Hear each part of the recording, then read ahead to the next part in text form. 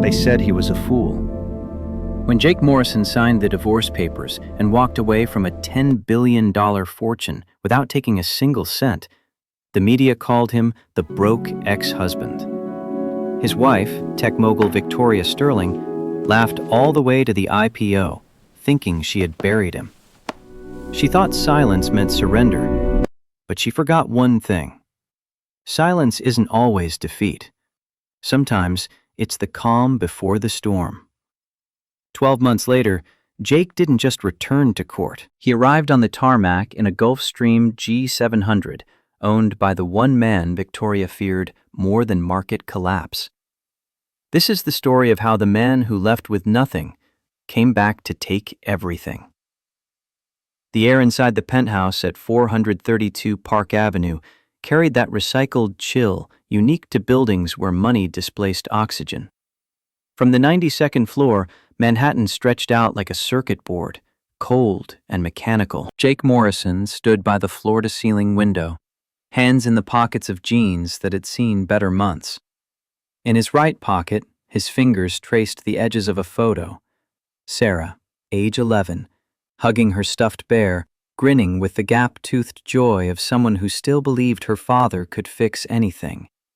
Behind him, ice clinked against crystal. Victoria Sterling Morrison sat on a custom Italian sofa, the kind that cost more than Jake's truck used to be worth before he sold it. She scrolled through her phone with the practiced disinterest of someone checking Asian markets while her marriage dissolved in the same room. The divorce papers sat on the coffee table in a blue folder. Thick, official, final. Her voice came without warmth.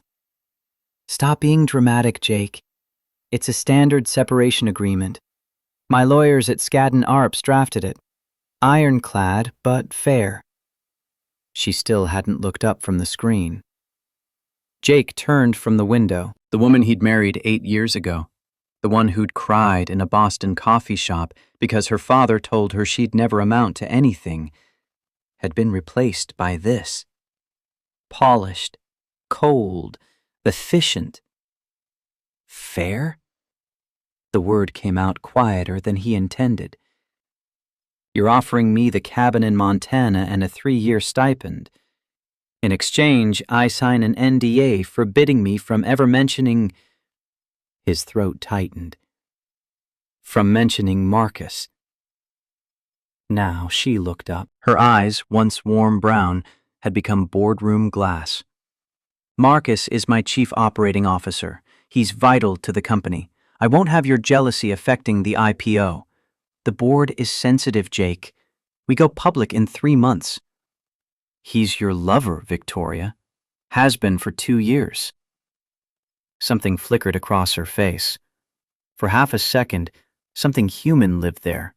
Guilt, maybe, or the ghost of the woman who used to read bedtime stories to Sarah. Then it vanished, replaced by the CEO's mask. He's a partner, something you ceased to be a long time ago. Jake took a slow breath. Sarah had asked him that morning why Daddy wasn't coming home anymore. She was 11 years old and didn't understand why the woman who used to braid her hair now refused to see her. He told his daughter that sometimes grown-ups make hard choices. He didn't tell her that her stepmother had called those bedtime stories a waste of billable hours. "Sarah asks about you. She's 11, Victoria. She doesn't understand why the person who used to—" Victoria's voice went ice sharp. "Sarah will be fine. Children adapt quickly.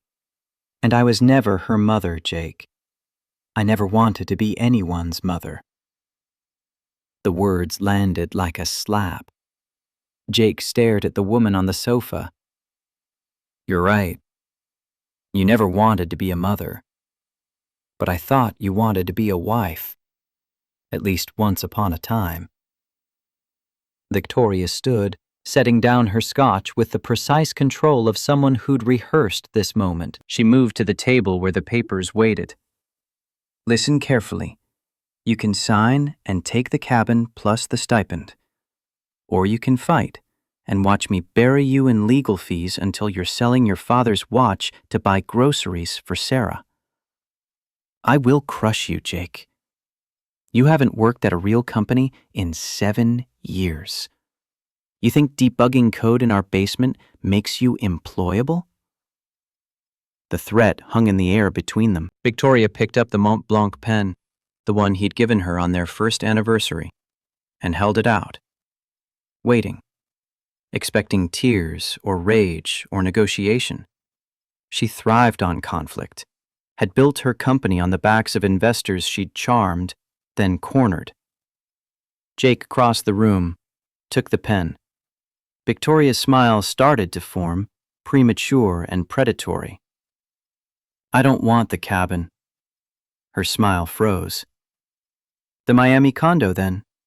Better weather. Good schools for... I don't want the condo. I don't want the stipend. The room went very quiet. Outside, the city hummed its mechanical song. Inside, Victoria's carefully constructed world began to tilt. What are you talking about? Jake flipped to the asset division page, drew a single line through the entire section, initialed it. I want nothing. I'll sign your papers, I'll sign your NDA, but I'm striking the clause regarding spousal support and asset division. I'm leaving with what I brought in. Nothing more, nothing less. Victoria laughed. The sound came harsh and jagged, like breaking glass. You're bluffing. You have no income, Jake, no savings. You think playing martyr will make me chase you? It won't. I'm not playing. He signed his name at the bottom. The ink dried fast. Then he removed his wedding ring, simple tungsten carbide, bought at a pawn shop when they'd had more dreams than dollars, and placed it on top of the blue folder. You can keep the money, Victoria. Every cent, the penthouse, the Hamptons estate, the private jet. You can keep Marcus. He met her eyes and saw something flicker there again. Fear, maybe, or confusion. But you don't get to keep my respect, and you don't get to buy my silence. I'm giving it to you for free, which means you owe me nothing. He walked to the private elevator. Behind him, Victoria's voice cracked for the first time all night. Jake, if you walk out that door with nothing, don't come crawling back when reality hits. I'll destroy you. The elevator doors opened. Jake stepped inside. As the doors slid shut, he saw her standing there holding the scotch glass, looking not like a conqueror, but like someone trying to locate an error in code she didn't write. The descent took 40 seconds. Jake watched the floor numbers drop and thought about Sarah, waiting in the borrowed apartment of a college friend who'd taken pity on them. His daughter deserved better than a father who'd let pride cost her stability, but she also deserved a father who could look her in the eye and explain the difference between what's easy and what's right. The lobby gleamed marble and money. Jake walked out carrying 2 duffel bags containing everything he owned. At the curb, he flagged down a Greyhound bus heading west. The driver looked at him, suit jacket from better days, bags that had seen airports and dreams, and nodded. Jake climbed aboard. He didn't look back at the tower of glass and steel that had once been home. Manhattan disappeared behind him as the bus merged onto I-80, carrying him toward California and an uncertain future where at least his daughter would still have a father who chose honor over wealth. 9 months later, the radiator in the Winnebago hissed like a dying snake. Jake Morrison sat at the fold-down table, staring at his laptop screen while the riverside heat turned the trailer into a mobile oven. Outside, the temperature had hit 110 degrees. Inside wasn't much better. The bank account balance blinked red. $340.18. Sarah sat across from him, math homework spread across the table, chewing her pencil with the concentration of someone trying to solve problems bigger than algebra. She'd grown thinner in 9 months. They both had. The trailer park charged $450 a month for the dirt lot, which meant Jake's overnight shift at the Amazon warehouse, picking orders for $18 an hour, barely covered rent and ramen noodles. "Dad, can I use your laptop for my science project?" Jake looked up from the job rejection email he'd been reading. Number 43. Apple this time. The message carried the same polite brutality as the previous 42. "Thank you for your interest in the senior software engineer position. However, we have decided to pursue other candidates whose experience more closely aligns with our current needs." 7 years of employment gap? 7 years labeled homemaker/unpaid labor on a resume that once included MIT and contributions to open source projects that powered half the internet. But HR algorithms didn't care about old GitHub commits. They cared about continuous employment, and Jake's CV had a crater where his career should have been. "The Wi-Fi here is terrible, kiddo. After I get some sleep, I'll take you to the public library. They've got better connection." Sarah bit her lip. The gesture reminded him of her mother, her real mother, who'd left when Sarah was 2 because motherhood didn't fit her Instagram aesthetic. Victoria had stepped into that void with surprising grace, at least for the first few years. She'd taught Sarah to read, to question, to think. Then somewhere between Series B funding and the Forbes profile, Victoria had stopped seeing Sarah as a person and started seeing her as a liability on the balance sheet of ambition. "Kids at school asked why I don't have an iPad like them. I said," Sarah's voice got smaller, "I said you're saving up to buy a better one." The words hit Jake like a physical blow. This was the fear that woke him at 3 a.m. after his warehouse shift, the terror that kept him applying for jobs he'd never get. Not poverty itself, but watching his daughter learn to lie to protect his pride. He'd walked away from $10 billion to preserve his dignity. But what was dignity worth when your child had to invent stories to explain why she couldn't afford what her classmates took for granted? Jake slid out of the booth seat and crouched to eye level with Sarah. Her eyes, his eyes, dark and serious, met his. "Sarah, look at me. I'm sorry. I know this life is hard, but I promise I'm going to make things better." She wrapped her arms around his neck, the hug fierce and desperate. "I don't want you to be sorry. I just want you to stop being sad." Over her shoulder, Jake could see the remains of their dinner, store-brand mac and cheese, the kind that came in boxes of 12 for $10. Outside, someone's radio played corridos through the thin trailer walls. This was what choosing principle over pragmatism looked like. This was the price of walking away clean. Sarah pulled back, wiping her eyes with the back of her hand. When she spoke, her voice carried a gravity that made her sound far older than 11. "My teacher says the most important people aren't the richest people. So you're the most important person to me, Dad."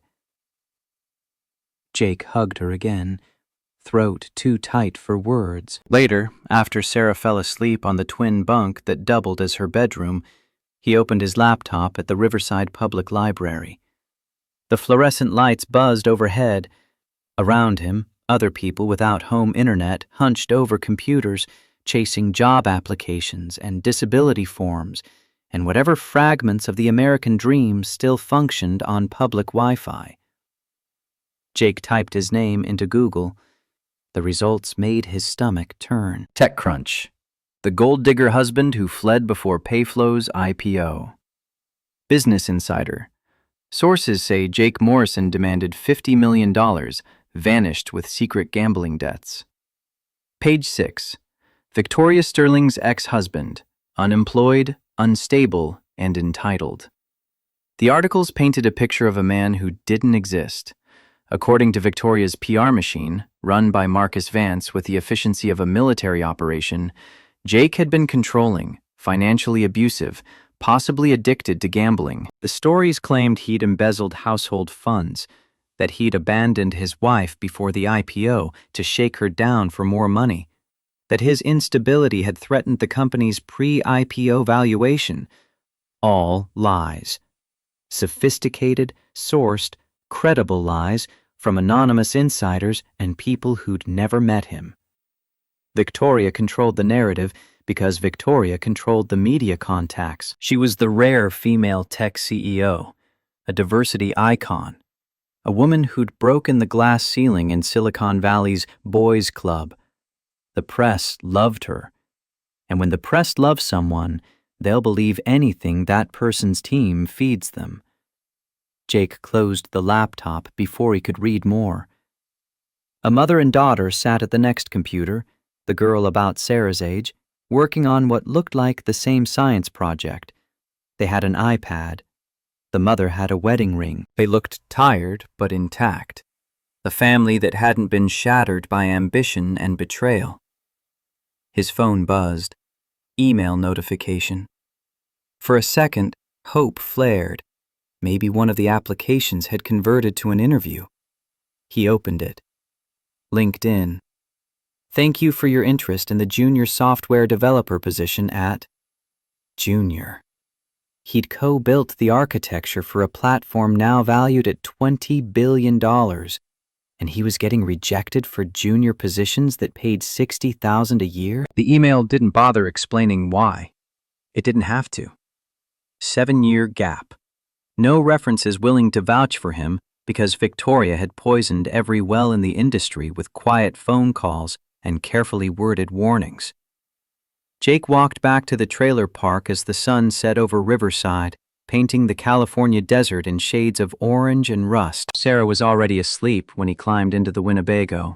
Her math homework still spread across the table, pencil marks showing the effort she'd put into solving for X, while her father solved for survival. He sat in the dark, listening to her breathe. Maybe Victoria had been right. Maybe walking away had been weakness disguised as principle. Pride was expensive, and his daughter was paying the interest. But then he remembered the look on Victoria's face when he'd signed those papers. For just a second, she'd seemed almost afraid. And Jake realized that everything she'd done since, the smear campaign, the blacklisting, the coordinated destruction of his reputation, hadn't been about protecting the IPO. It had been about making sure he could never come back, about ensuring he stayed buried. That kind of overkill meant something. It meant Victoria was afraid of something. He just didn't know what yet. The storage unit in Riverside smelled like cardboard and regret. Jake had paid $85 a month to keep this 10 by 10 space full of boxes from his marriage, but the last payment had bounced. The facility had sent a final notice: clear it out or they'd auction the contents to cover the debt. Sarah helped him load boxes into a borrowed pickup truck. His college roommate had loaned it for the afternoon, the kind of favor that came with awkward silences about how far Jake had fallen. Most of the boxes contained junk, Christmas decorations Victoria had insisted on buying, books neither of them had read, the accumulated debris of a life that had looked successful from the outside. "Dad, what's this?" Sarah held up a dusty external hard drive, the kind that had been cutting edge in 2016, but now looked like archaeological evidence. Someone had labeled it in faded Sharpie. Payflow Alpha Build, 2016. Do not delete. Jake's heart kicked against his ribs. He'd forgotten about this. 3 years into the marriage, Victoria had gone through a paranoid security phase after a competitor tried to poach her engineers. She'd demanded Jake wipe all company files from personal devices. He'd complied, after creating a backup and hiding it in a box of winter clothes. Insurance, he told himself, just in case. That's an old work thing, sweetheart, from a long time ago. Sarah turned the drive over in her hands. Can we throw it away? We need space in the truck. No, the word came out sharper than intended. No, we keep that one. That night, after Sarah fell asleep, Jake plugged the hard drive into his laptop. The trailer's overhead light flickered as the drive spun up, ancient platters groaning to life. Files appeared on the screen, hundreds of them. Source code, design documents, email chains, technical specifications. The complete architecture of Payflow's transaction processing system, frozen in time from 2016. Jake opened the core algorithm file. Transaction underscore processor underscore v1.0.py. The code scrolled past, familiar as his own handwriting. Then he saw it, embedded in the comments. Hashtag encryption validation loop. Hashtag check for redundancy in key rotation. JM. Hashtag to do. Stress test under high volume conditions. JM. Jake Morrison. His initials, his comments, his architecture. He opened another file. Payment underscore gateway underscore logic.rs. More evidence. / fallback protocol if primary server fails. / Jake. Make sure this handles edge cases in mobile transaction. The memory crashed back with crushing clarity. Late 2016. Victoria's startup was dying. The beta test crashed every time transaction volume spiked above a few hundred users. Investors were threatening to pull their Series A funding. The company had maybe 6 weeks before it ran out of runway. Jake had spent 72 hours straight in the basement, surviving on coffee and the desperate energy of someone trying to save his wife's dream. He'd rebuilt the entire back end from scratch, architected a system that could scale to millions of transactions, implemented encryption protocols that would pass banking security audits. He'd saved the company, saved Victoria's reputation, saved their future. She'd promised to make him co-founder. It never happened. She'd explained that investors didn't respect husbands on the cap table, that it looked like nepotism, that she needed to establish herself as the sole technical vision behind Payflow. Jake had believed her, had accepted the ghost engineer role because he loved her and trusted her and thought partnership meant more than titles. He kept digging through the files, found the patent filing buried in a subfolder. Predictive transaction algorithm with dynamic encryption. Filed October 2016. Inventor Victoria Sterling. Status approved. Jake's name appeared nowhere. Not as co-inventor, not as contributor. Nowhere. The screen blurred. Jake realized his hands were shaking. Victoria hadn't just taken his money in the divorce. She'd taken his mind. She'd stolen the work of his hands and brain, patented it under her name, built a $10 billion empire on code he'd written, then convinced him he was worthless. She'd made the world believe he was a parasite, while she sold his genius to Wall Street. The trailer felt too small. Jake stepped outside, needing air. The riverside night was still hot, the kind of desert heat that didn't break even after sunset. Above, stars struggled against the light pollution from Los Angeles 50 miles west. Somewhere in that glow, Victoria sat in her penthouse, preparing for an IPO built on stolen code. And nobody knew. Nobody except Jake, standing in a trailer park with $300 to his name and proof of intellectual property theft that he couldn't afford to prosecute. Sarah appeared in the doorway, rubbing sleep from her eyes. "Dad? You okay?" Jake turned. His daughter stood there in an oversized t-shirt that served as pajamas, concern etched on her young face. She looked so much like him, the dark eyes, the serious expression, the way she bit her lower lip when worried. She deserved better than this trailer. Better than a father who'd chosen pride over pragmatism. But she also deserved a father who could show her that some things mattered more than money, that integrity wasn't negotiable, that when someone stole from you, you didn't bow your head and accept it. "I'm okay, kiddo. Just thinking." About Mom? She meant Victoria. Sarah still sometimes called her that, even though Victoria had made it crystal clear she wanted no part of stepmother duties. About work stuff, old work. Come on, let's get you back to bed. He tucked her in, kissed her forehead, and sat down at the laptop again. The patent document glowed on the screen. October 2016.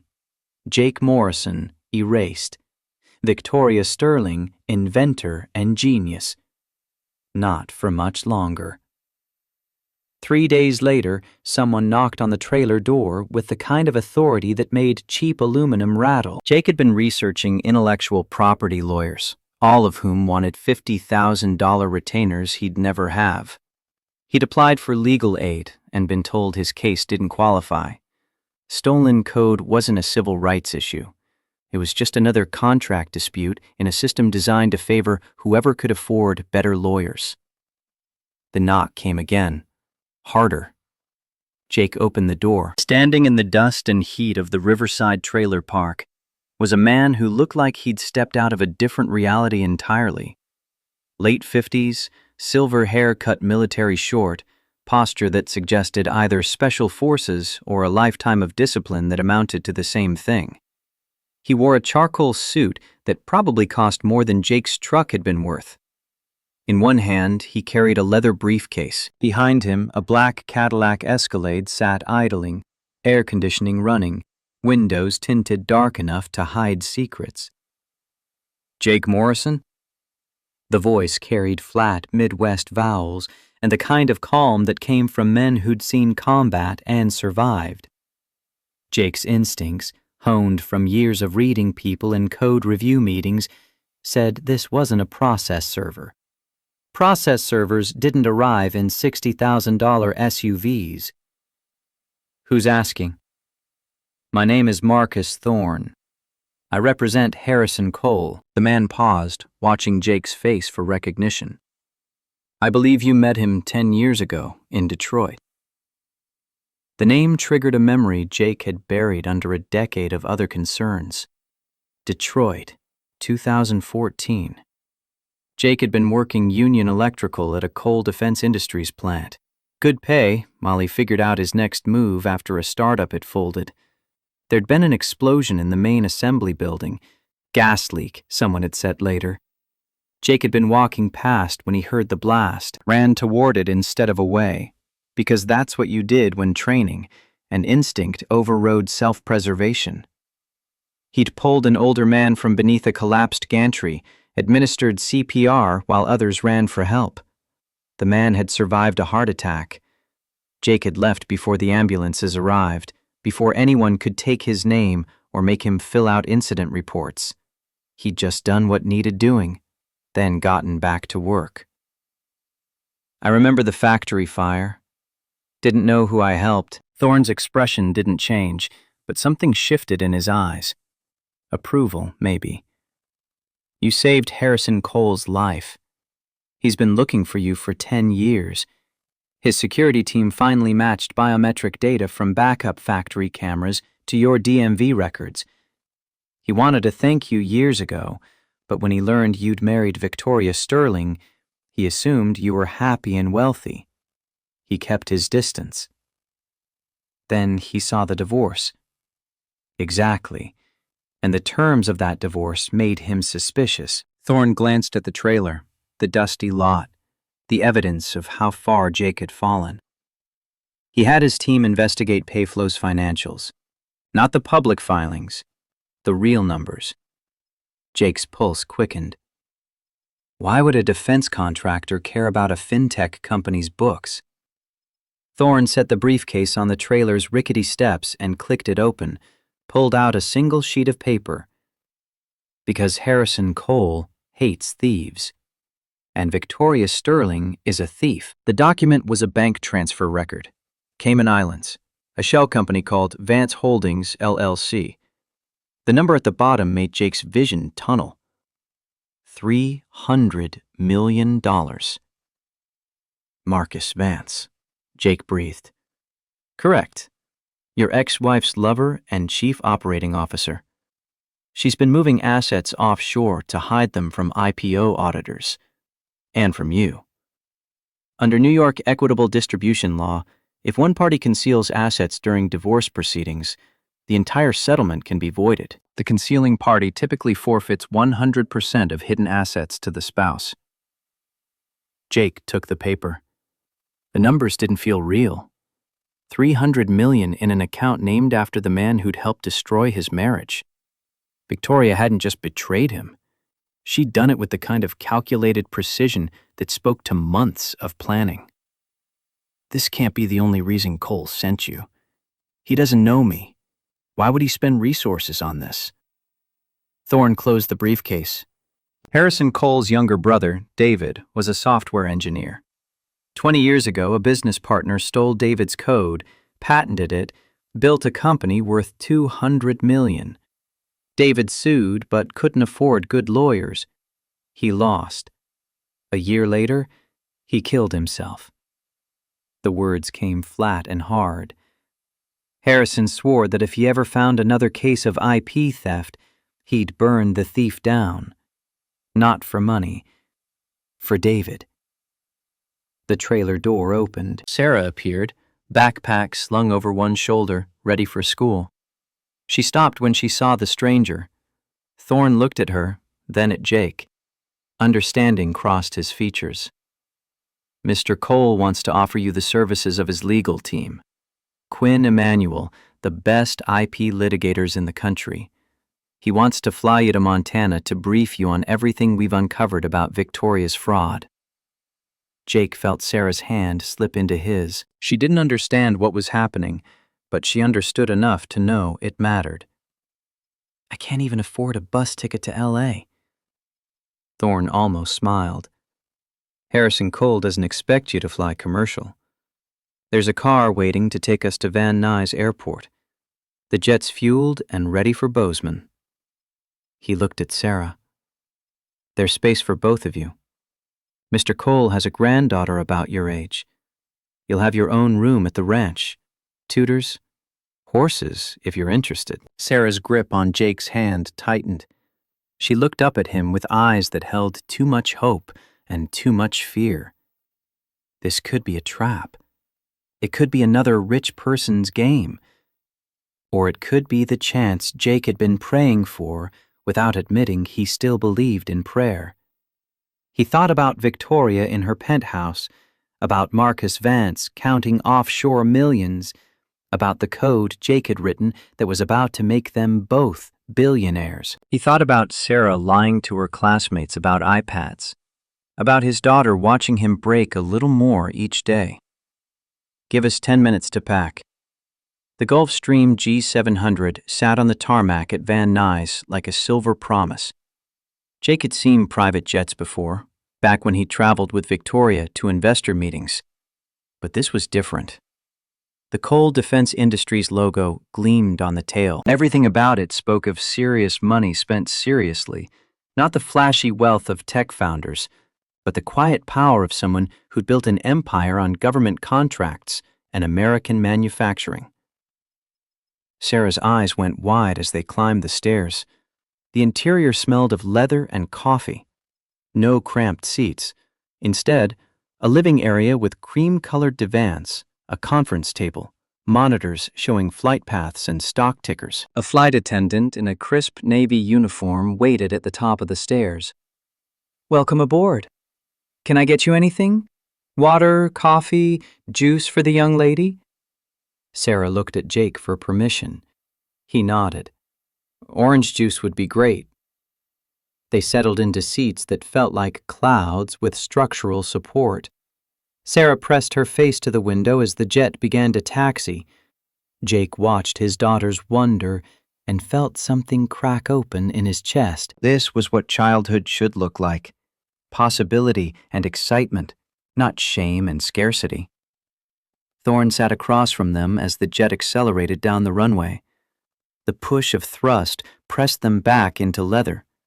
Then they were airborne, California falling away beneath them, the sprawl of Los Angeles giving way to desert, then mountains, then the long, empty spaces of the American West.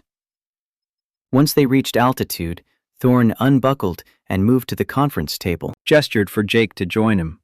Sarah stayed at the window, orange juice in hand, watching clouds.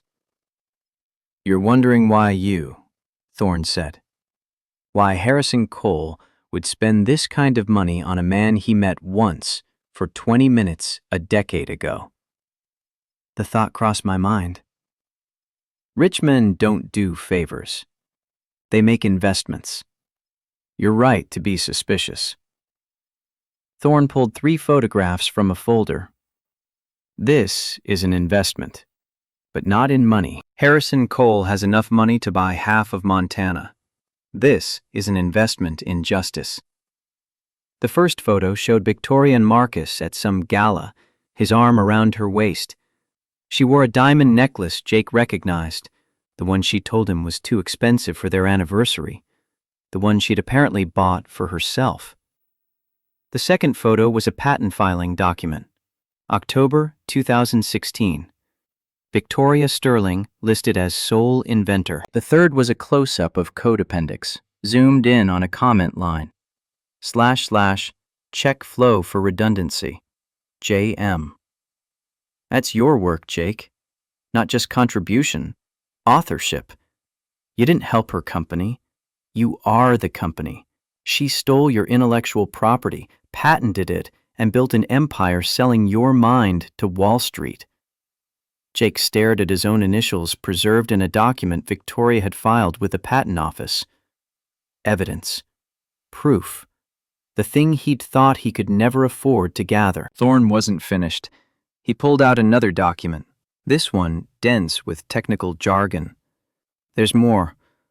Last year, Victoria tried to update your algorithm to handle cryptocurrency transactions.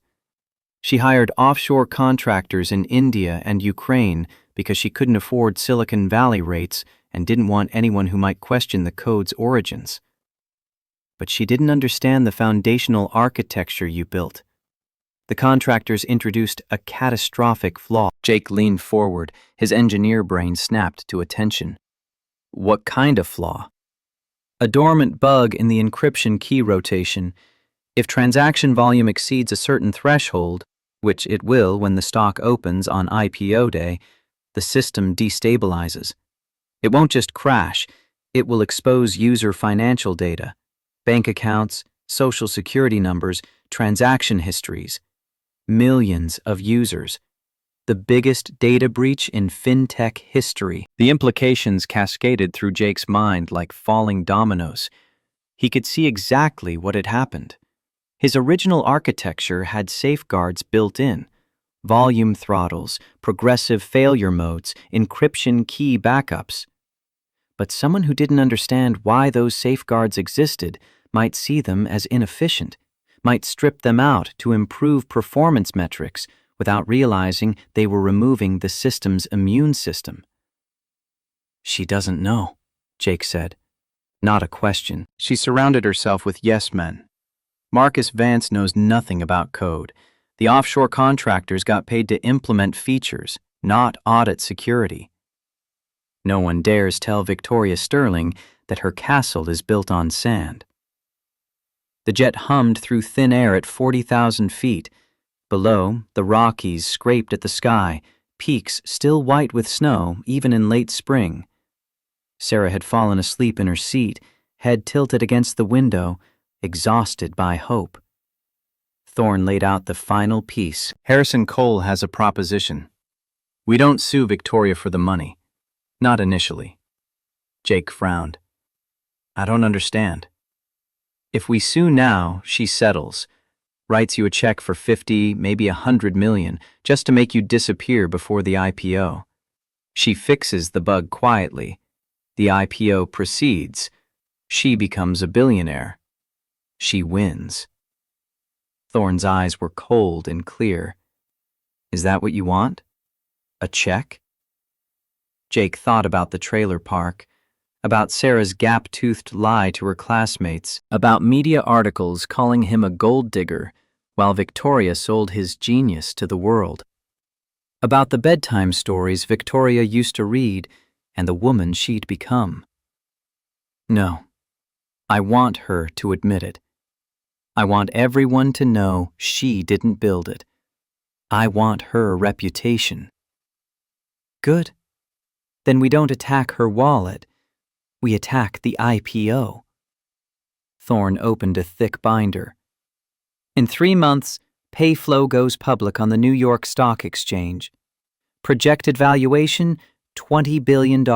Victoria stands to make $8 billion personally, but the company's entire value is based on your algorithm, the one she patented, the one that's currently broken.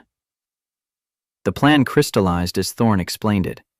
Let the IPO proceed.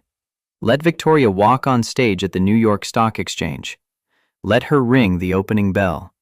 And at the exact moment trading begins, file an emergency injunction claiming stolen intellectual property and critical security flaws. Attach proof of the bug. Prove that Jake Morrison is the only person who knows how to fix it. The stock will tank, Jake said slowly. The IPO will collapse. She loses everything.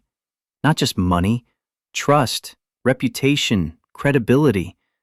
The SEC will investigate. Investors will sue for fraud. She'll be radioactive in every boardroom in America. Outside the window, Montana appeared on the horizon, vast and empty and beautiful in a way that made California's sprawl seem small. The jet began its descent toward Bozeman. Sarah woke up, rubbing her eyes. Are we there? Almost, kiddo. She looked out at the mountains, the endless sky, the kind of landscape that existed in movies and dreams. Dad, is this real? Jake didn't know if she meant the jet or the mountains or the possibility that their lives might change. He took her hand. Yeah, sweetheart. This is real. The Cadillac Escalade that met them at Bozeman Airport smelled like new leather and Montana spring. They drove through landscape that looked like God had decided to show off. Rolling grassland backed by mountains that still held snow on their peaks. Fence lines that ran to horizons. Cattle that grazed under skies so big they made you remember how small people were. Sarah pressed her face to the window. It's like a Western movie. The ranch appeared after 20 minutes of dirt road. A gate made of welded steel and timber, the Coal Defense Industries logo burned into wood. Beyond it, 5,000 acres of private land. The main house rose from the landscape like it had grown there. Massive logs and native stone. Architecture that spoke to the American West without kitsch or pretension. This wasn't the rich man's vanity project. This was a fortress built by someone who understood that real power didn't announce itself. Marcus Thorne led them through a hallway lined with history. Photographs of Harrison Cole in Navy SEAL dress whites. Harrison shaking hands with 3 different presidents. Harrison at ribbon cuttings for factories in Michigan and Ohio, surrounded by workers in hard hats. A Medal of Honor in a glass case, the citation readable. For conspicuous gallantry and intrepidity at the risk of his life above and beyond the call of duty. The library smelled like wood smoke and old paper.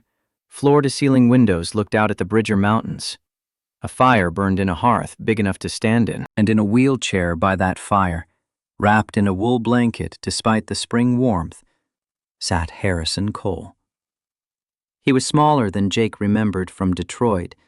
The heart attack and decade had taken their toll, but his eyes, steel gray and sharp, missed nothing. The electrician with the steady hands. The voice came rough but clear, pure Midwest American, the kind of accent that disappeared from television but still lived in places where people worked with their hands. You look tired, son. Life's been rough on you. Sarah hid behind Jake's leg. Harrison's gaze shifted to her. And this is your daughter. Pretty girl. Got your eyes. Smart eyes. He tapped the wheelchair's armrest. Don't be scared, sweetheart. I look mean, but I'm harmless. You like horses? Sarah nodded, shy. This ranch has 40 of them. My ranch manager, Buck, will teach you to ride. But first, I need to talk to your daddy alone. A woman appeared, ranch manager's wife, Thorne explained, and led Sarah away toward the kitchen and promises of fresh cookies. Jake watched his daughter go, then turned back to Harrison Cole. Sit. Jake sat in a leather chair that had probably cost more than a month's rent on the trailer. The fire crackled. Outside, Montana spread vast and indifferent to human concerns. Thorne showed you the patent? Yes, sir. And the Cayman accounts? Yes, sir. Harrison leaned forward. The firelight made his face look carved from old wood. Victoria Sterling is a fool. A dangerous fool. I've seen her type my whole life. In the military, in business. People who think that because they have money or rank, they have power. They forget that money's just ammunition. Intelligence is the weapon. He paused. You know what decides who you shoot at? No, sir. Honor. Honor is what decides. And you, Jake Morrison, you've got all three. Money you can get. Intelligence you have. But honor. Harrison gestured at the Medal of Honor on the wall. That can't be bought or faked. You walked away from $10 billion because it was the right thing to do. That's rare as hell. Jake felt something tighten his chest, loosen. She stole my work, sir. Built her empire on code I wrote. I know she did. And I know why it matters to you. Harrison's voice went quieter. My brother David was a software engineer. Smart kid. Brilliant, really. 20 years ago, a business partner stole his code, patented it under his own name, built a company worth $200 million. David sued, couldn't afford good lawyers, lost. Year later, he ate his gun in a motel room in Tulsa. The words hung heavy. Jake understood now. This wasn't charity. This was revenge served cold across 2 decades. I swore on David's grave that if I ever found another case of IP theft, I'd burn the thief to the ground. Not for money, for him. Harrison's eyes locked on Jake's. Victoria Sterling stole from you. She made the world think you're worthless while she sold your genius to Wall Street. That ends. You understand me, son? That ends. Yes, sir. Good. Now listen. We've got 3 months before that IPO.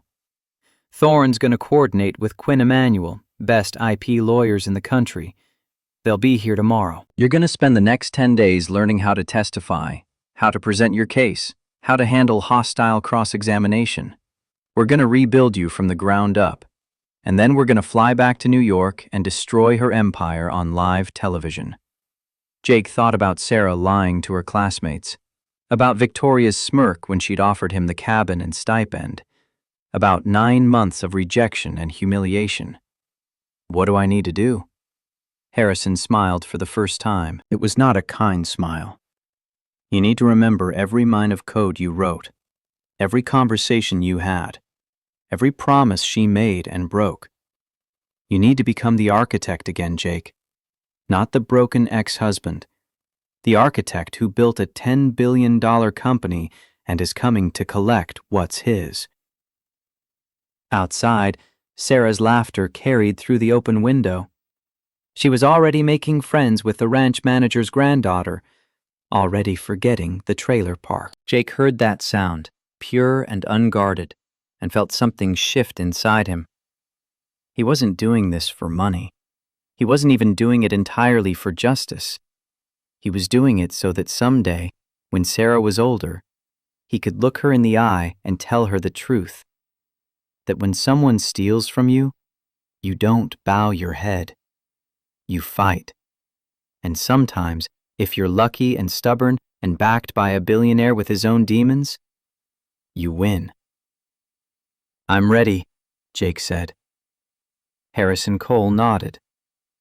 Good, because come October, we're going to war.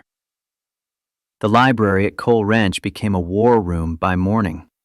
When Jake woke in a guest bedroom bigger than the entire Winnebago, sunlight already slanted through windows that framed the Bridger Mountains like a photograph of everything he'd lost. His daughter slept in the adjacent room, the door between them open because Sarah still had nightmares about the night Victoria's security had escorted them from the penthouse while photographers documented their humiliation. Marcus Thorne appeared at 7 with coffee and a manila folder thick enough to stop bullets. Legal team arrives at 9. Natasha Reyes from Quinn Emanuel flew in from Los Angeles last night. 2 forensic accountants from Chicago land in 20 minutes. Technical experts from Silicon Valley at noon. He set the folder on the dresser. This is everything we have on Victoria's financials. You should read it before Natasha starts asking questions. She doesn't believe in gentle interrogation. Jake opened the folder. Bank statements showing money flowing through shell corporations in patterns designed to confuse auditors. Email chains between Marcus Vance and offshore attorneys discussing asset protection strategies. Corporate filings that listed Victoria as sole inventor on patents covering technology Jake could prove he'd architected. Each page built a case that should have been ironclad, but Jake had watched enough corporate litigation to know that should and would lived in different universes. Sarah found him an hour later, still reading. She'd already been to the stable, already made friends with Emily Cole, Harrison's 12-year-old granddaughter who'd lost her father to an IED in Kandahar, and understood what it meant when families shattered. The girls were planning to ride horses after lunch, if Jake said it was okay.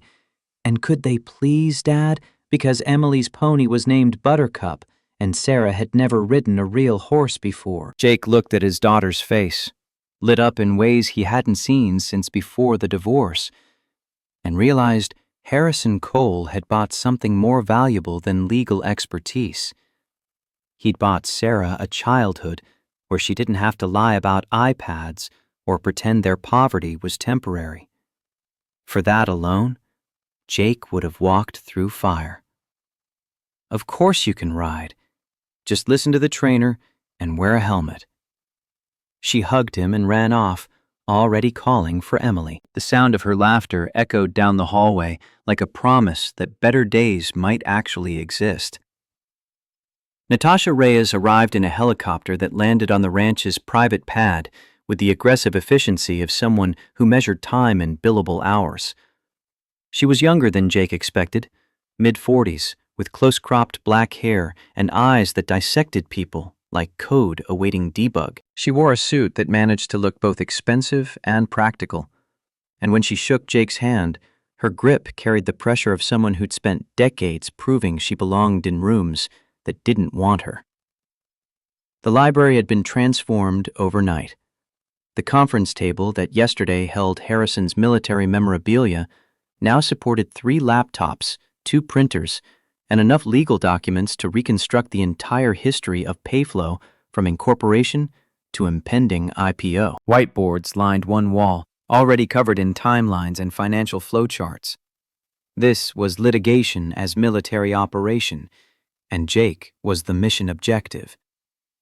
Natasha sat across from him, didn't smile, didn't waste time on pleasantries. Why did you sign the divorce papers? Jake opened his mouth to answer. She cut him off. Don't tell me you wanted to leave. That makes you look weak. Don't tell me you are tired of fighting. That makes you look defeated. Don't tell me you thought it was the right thing to do. That makes you look naive. She leaned forward. Victoria's lawyers will paint you as a bitter ex-husband who made a bad deal and now wants a payout because your bank account's empty. They'll say you're having seller's remorse. Why did you sign? The question hit like a fist. Jake had spent 9 months asking himself the same thing, usually at 3 in the morning when insomnia and shame kept him company. He'd rehearsed answers that sounded noble or principled or dignified. They all rang hollow now. Because I didn't know she'd stolen my life's work. Because I trusted her when she said the company was hers. I signed under duress caused by fraudulent concealment of intellectual property. Natasha's expression didn't change. Prove it. I have the backup drive with, objection, you're pleading, you're asking permission to be angry. She stood up, paced to the window, turned back. You're the architect, Jake. Stop talking like you're renting space in your own story. The critique stung because it was accurate. Jake had spent 9 months accepting the narrative Victoria's PR team had written. Unemployed, unstable, entitled. He'd internalized the lie so deeply that even now, with proof of theft in a manila folder, part of him still believed he'd somehow earned this. For 3 days, they dismantled him. Natasha asked questions designed to expose every weakness in his testimony. Why hadn't he kept better records? Why had he agreed to work without formal compensation? Why had he believed Victoria's promises about co-founder status? Each question peeled back another layer of self-deception until Jake stood naked before the truth. He'd been complicit in his own erasure because he'd loved someone who'd seen that love as exploitable weakness. On the 4th day, they started rebuilding. Technical experts walked Jake through the codebase he'd written, forcing him to articulate not just what he'd built, but why. The architecture wasn't just elegant, it was necessary. Every design decision addressed specific scaling challenges that Victoria's offshore contractors had misunderstood. The bug they'd introduced wasn't just dangerous, it was evidence of fundamental ignorance about how the system worked. Jake found himself inhabiting the code again. Payflow wasn't Victoria's machine, it was his mind translated into logic gates and encryption protocols. Seeing how she'd corrupted it with incompetent updates felt like watching someone deface a cathedral because they didn't understand load-bearing walls. Show us the flaw, Natasha demanded. Jake pulled up the current Payflow source code on one of the laptops. Someone on Victoria's team, probably Marcus Vance's nephew, who'd been hired straight out of a coding boot camp and given a senior title because nepotism, had made catastrophic changes. Here, line 847. They removed the volume throttle I built into the encryption key rotation. His finger traced the screen. Without it, when transaction volume spikes above 10,000 simultaneous requests, which will happen the instant trading opens on IPO day, the system tries to regenerate encryption keys faster than it can validate them. It creates a cascade failure. The firewall drops. User data gets exposed. One of the technical experts, a woman named Chen, who'd done security audits for the Department of Defense, leaned in. Can it be fixed? 4 hours if you know what you're doing. 4 months if you don't. Victoria doesn't even know the bug exists. Natasha smiled for the first time since arriving. It was not a warm smile. That's the nuclear option. We prove the code is stolen and dangerous. We prove you're the only one who can fix it. The SEC halts trading. Victoria's empire collapses on live television. Jake thought about Sarah, currently learning to canter on a pony named Buttercup, while Emily Cole shouted encouragement. His daughter deserved more than revenge, but she also deserved a father who fought back when wronged, who showed her that integrity wasn't just about walking away from fights. Sometimes it meant bringing a fight to someone who'd assumed you'd never stand up. Let's do it. The training intensified. They ran mock depositions where Natasha played Victoria's attorney with such vicious accuracy that Jake sometimes forgot they were on the same side. She attacked his credentials, his employment gap, his motives. She suggested he'd stolen the backup drive from Victoria's servers, She implied the code comments with his initials could have been added retroactively. She made him so angry that twice he stood up and walked out, which was exactly the point. "You think Victoria's lawyers will be nicer?" Natasha's voice followed him into the hallway during one of these exits. "They'll eviscerate you if you let emotion override evidence. Get back in here." By the end of the first week, Jake had memorized not just the code, but the timeline. October 2016.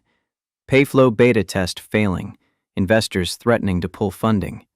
Jake spending 72 hours rebuilding the back end while Victoria handled investor relations. The patent filing 3 weeks later with her name as sole inventor. The pivot from near bankruptcy to Series B funding in under 6 months. Every milestone built on architecture Jake could prove he'd created. Sarah appeared in the library one afternoon while Jake reviewed depositions. She'd grown browner from Montana sun, stronger from riding horses and hiking trails with Emily. The two girls had become inseparable, teaching each other things. Sarah explaining coding concepts while Emily demonstrated how to read weather patterns in clouds. "Dad, Emily says her grandpa wants you to have dinner with him tonight. Just you two." Jake looked up from the legal briefs. "Did he say why?" Sarah shrugged. "Grown-up stuff, probably. Can I stay over in Emily's room? We're making a website about horses." The request was so normal, so beautifully mundanely normal, that Jake almost couldn't process it. This was what 11-year-olds should do. Sleepovers and websites and friendships uncomplicated by poverty or shame. "Sure, kiddo. Just brush your teeth and don't stay up too late." Harrison Cole sat in the same chair by the library fireplace. Though autumn had arrived in Montana, and the fire now fought against genuine cold rather than the memory of winter. He'd aged visibly, even in the week Jake had been at the ranch. The heart condition was winning its long war against stubbornness and will. "Sit down, son. Pour yourself a bourbon if you want. I'm not supposed to drink anymore, so I do it vicariously through guests." Jake sat, didn't pour the bourbon. Harrison watched him with those steel-gray eyes that had seen men die and empires built and probably didn't miss much.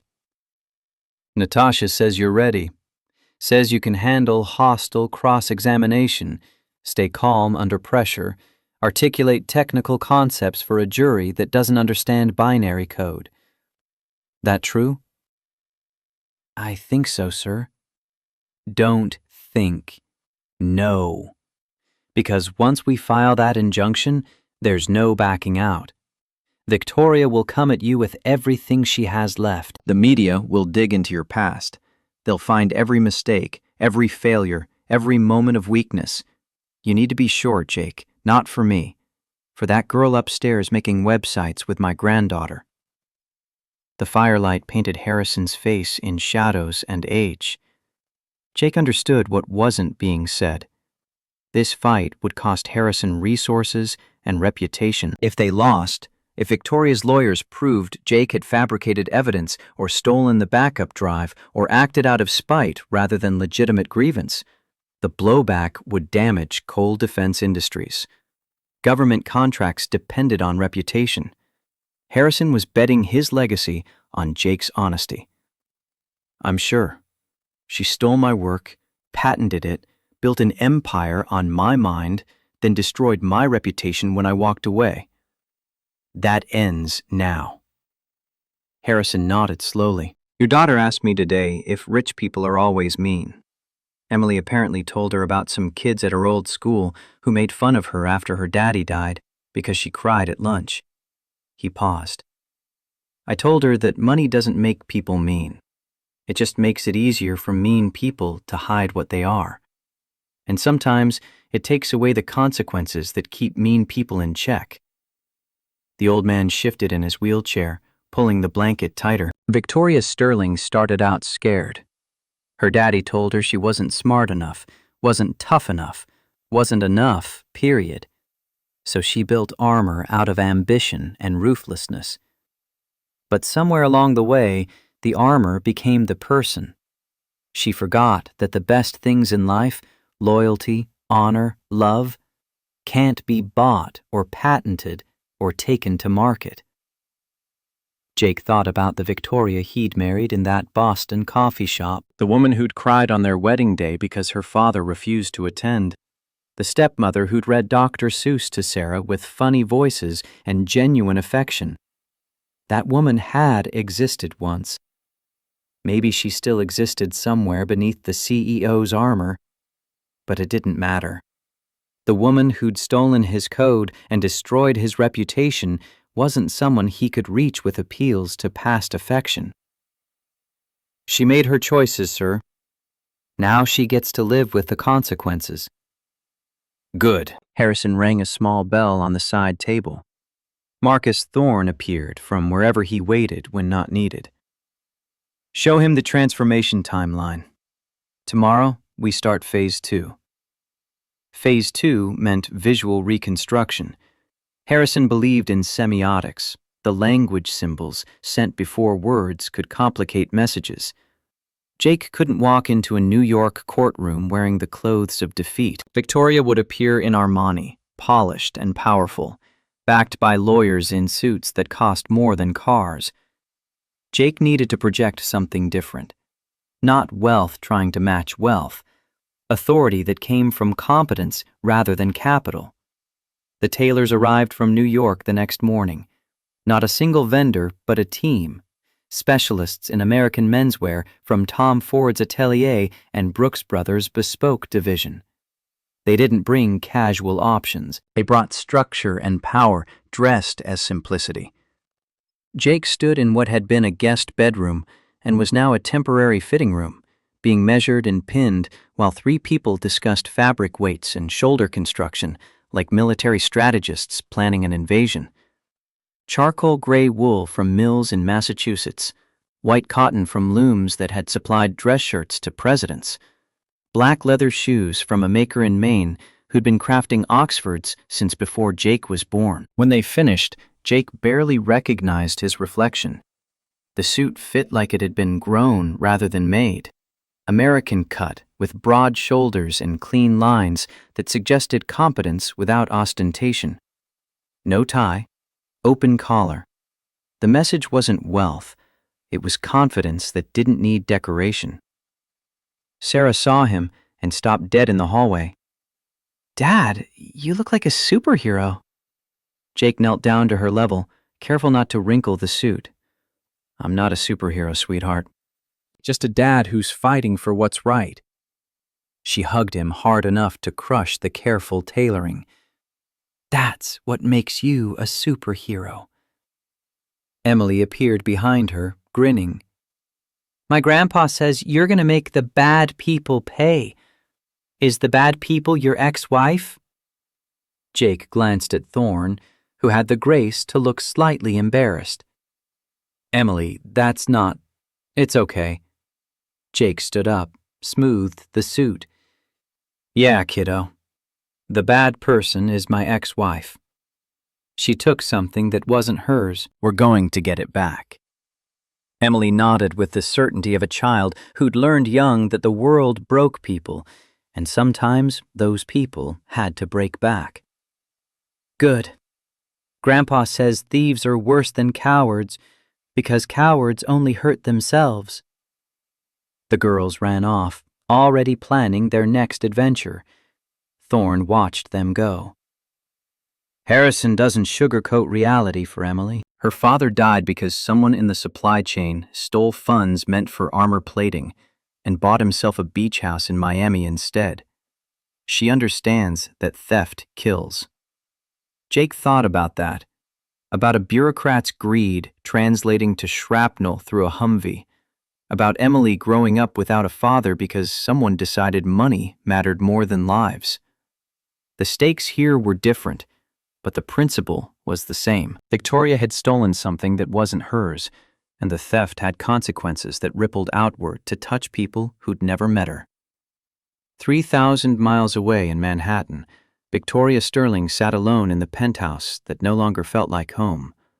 Marcus Vance was in Chicago, meeting with institutional investors who wanted assurances about Payflow's security infrastructure before committing to the IPO.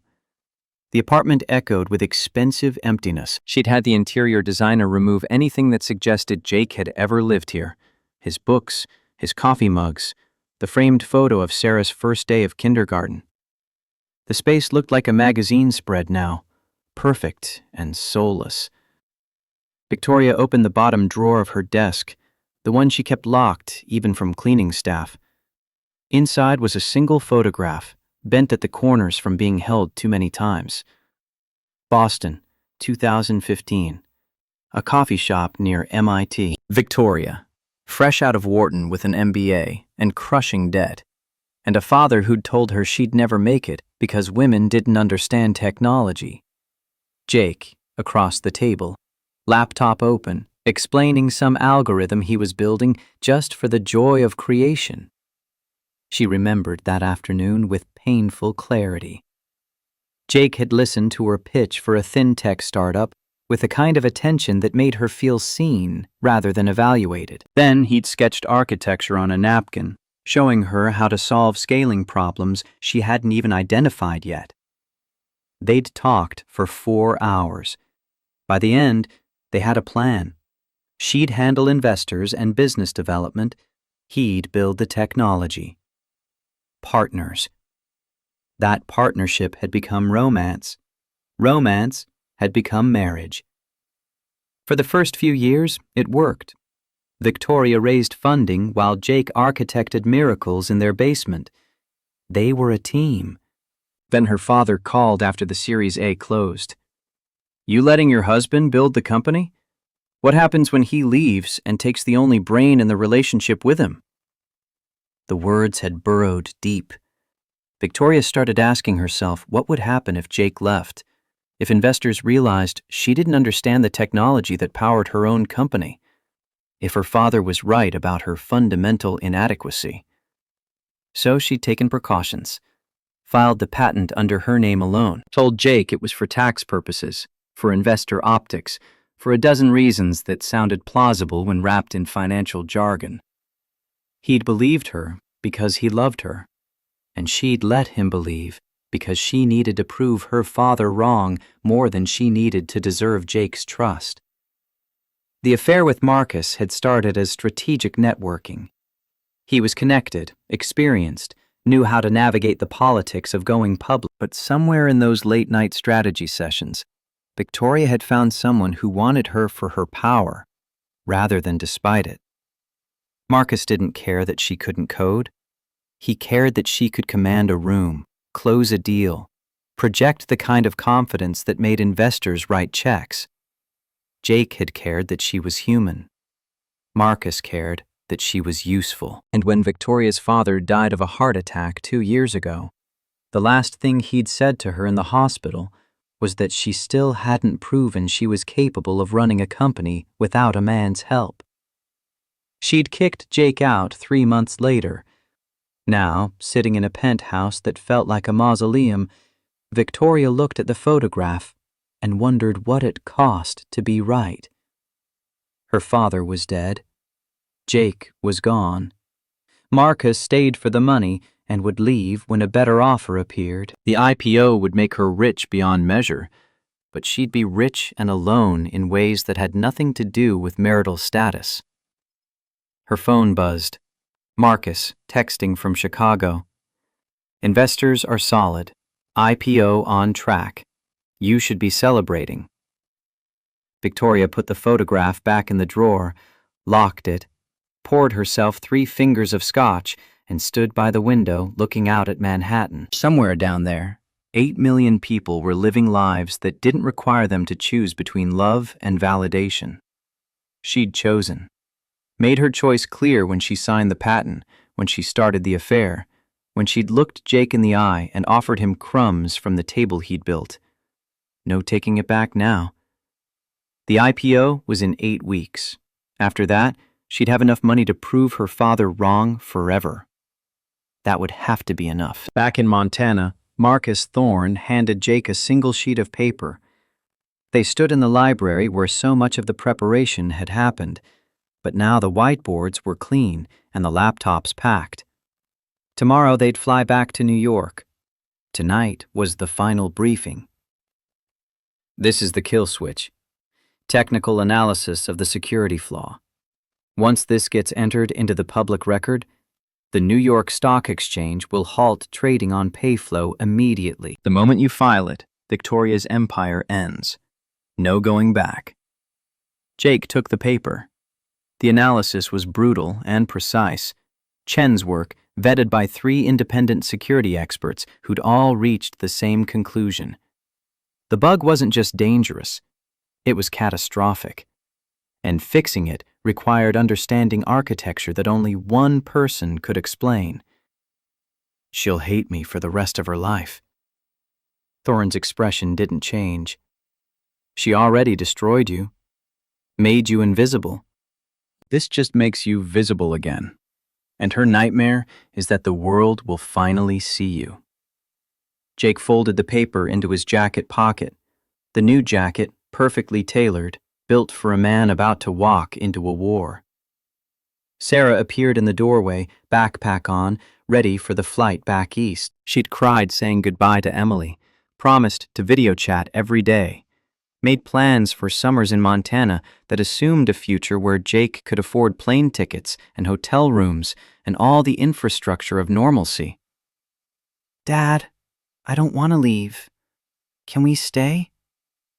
Jake knelt down, took her hands. We can't stay, sweetheart. But this isn't goodbye to Montana. It's goodbye for now. You promise we'll come back? He thought about the injunction waiting to be filed, about Victoria's lawyers and the media storm and all the ways this could go catastrophically wrong. But he also thought about the code he'd written, the evidence he'd gathered, the truth that would out regardless of how many PR firms tried to bury it. I promise. After we finish what we started, we'll come back. Sarah hugged him. Over her shoulder, Jake saw Harrison Cole being wheeled into the library by a nurse. The old man looked diminished by illness and age, but his eyes were as sharp as the day they'd met. Take care of my grandson, Jake. That girl's got the Cole stubbornness and her daddy's honor. Don't let the world beat it out of her. Jake stood, still holding Sarah's hand. I won't, sir. And thank you. For everything. Harrison waved the gratitude away. Thank me by winning. Go to New York. File that injunction. Show them what happens when they steal from someone with nothing left to lose. The Gulf Stream climbed out of Bozeman into darkness. Below, the lights of Montana spread thin across vast emptiness. Sarah fell asleep within an hour, head against Jake's shoulder, exhausted by the adrenaline of the last 10 days. She'd learned to ride horses and build websites and believed that people could be kind without expecting payment. Thorne sat across the cabin, reading documents in the soft glow of overhead lights. Outside, America passed beneath them. Mountains giving way to plains, plains to the Great Lakes, lakes to the eastern seaboard where density replaced space and opportunity came measured in what you could take rather than what you could build. Jake pulled out his iPad, opened Victoria's Instagram. Her latest post showed her at the New York Stock Exchange, red power dress and confident smile, standing before the building where Payflow would go public in 6 weeks. The caption read, "Tomorrow we make history. Hashtag Payflow, hashtag Women in Tech, hashtag Self-Made." The comments flooded in. Praise and inspiration, and women thanking her for breaking barriers. Self-made, the lie everyone believed because Victoria had destroyed the evidence of collaboration so thoroughly that even people who should have known better accepted the narrative. Jake closed the app. The lie would live another 6 weeks. Then it would die on live television. And Victoria would learn what every builder eventually understood. Foundations matter. And buildings constructed on stolen ground don't survive earthquakes.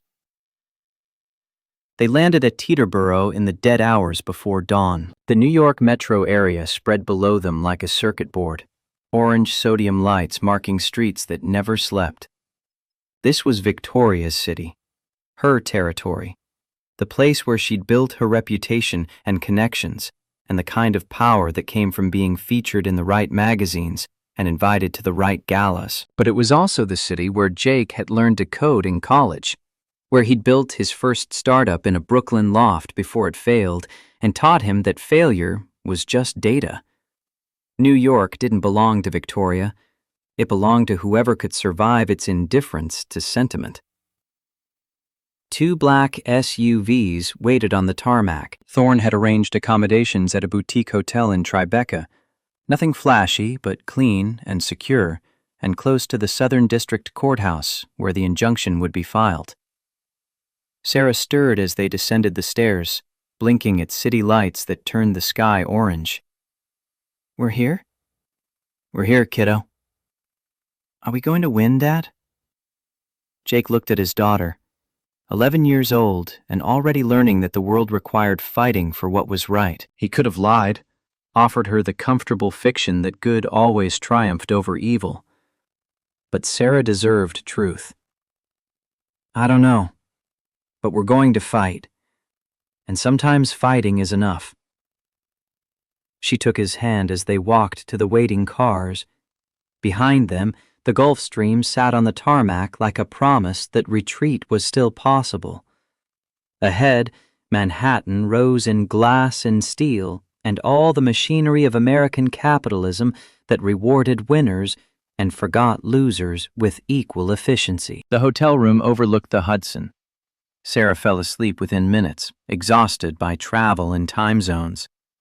Jake stood at the window watching boats move upriver against the current, thinking about code and patents and the moment 6 weeks from now when he'd walk up courthouse steps and file papers that would detonate Victoria's empire. His phone buzzed. Text from Thorne. "Team meeting tomorrow, 9 a.m., Quinn Emanuel offices. Natasha wants to run final prep before we file. Get some sleep." Jake set the phone down, looked at Sarah sleeping in the adjacent bed, one arm around the stuffed bear she'd had since birth. She'd already lost one mother to selfishness. Victoria had been the second chance, the stepmother who'd read stories and taught her to think critically and shown her that women could build empires. Then Victoria had chosen the empire over the child. If Jake failed, if Victoria's lawyers proved he'd fabricated evidence or acted out of spite rather than legitimate grievance, Sarah would learn that fighting for what's right sometimes ended in defeat. But if he succeeded, she'd learn something more valuable: that competence outlasted credentials, that work mattered more than titles, that the person who built something always understood it better than the person who claimed credit. Tomorrow the preparation would end. The real war would begin. And somewhere in a penthouse 92 floors above the city, Victoria Sterling was sleeping soundly, confident that the man she'd dismissed as obsolete would never have the resources or courage to challenge her. She was wrong, and in 6 weeks, the entire world would watch her learn exactly how wrong. Jake closed the curtains, lay down on the hotel bed, closed his eyes and saw code scrolling past like poetry. Lines he'd written in a basement while Victoria charmed investors upstairs, architecture that had saved a dying startup and launched a billion-dollar empire. His mind, his work, his creation. Tomorrow, he'd start taking it back. The morning of the IPO arrived with the kind of crisp October sunshine that made New York look like the city people moved here hoping to find. Victoria Sterling woke at 5 in the penthouse that had never stopped feeling empty, despite the furniture designer's assurances that minimalism projected power. She'd barely slept. Adrenaline and ambition made poor bedfellows, but her reflection showed none of the exhaustion. The stylist had arrived at 4:30 to ensure perfection. Hair pulled back in a severe bun that framed her face like a helmet, Makeup applied with surgical precision. The red Armani dress hung on the closet door, aggressive as a declaration of war. Marcus Vance appeared from the guest bedroom where he'd been sleeping since the Chicago trip. Their relationship had calcified into something transactional. He provided operational expertise and social legitimacy. She provided proximity to wealth that would make them both billionaires by noon. Romance had died somewhere between Series C and the Forbes cover, replaced by the kind of partnership that thrived on mutual advantage rather than affection. You ready for this? His voice carried none of the warmth that it held when they'd first started the affair, just assessment, calculation.